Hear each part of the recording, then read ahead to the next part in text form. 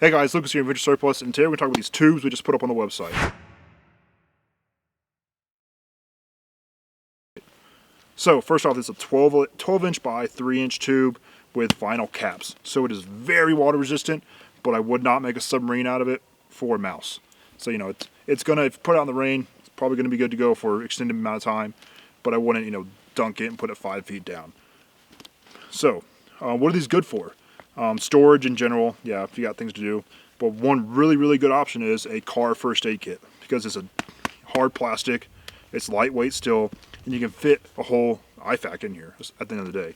So these vinyl caps come off pretty easy, and then you can shove in all the stuff you need for a first aid kit. So I have a EMS quick clot, I got gauze, like that right there, and then open up the other side.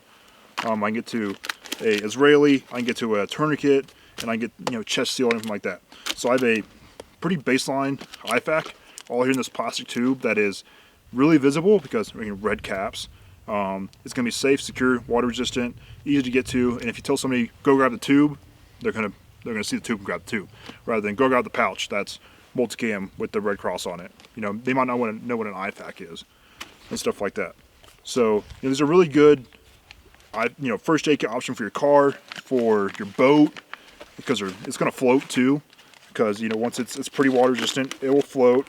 That way, worst case scenario, you can get to this still if you need to.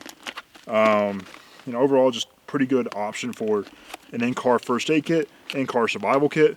Put a couple survival blankets in here, put a bunch of hand warmers in here. You can stick some snacks in here, some water purification tablets, stuff like that, to keep you good to go in worst case situations.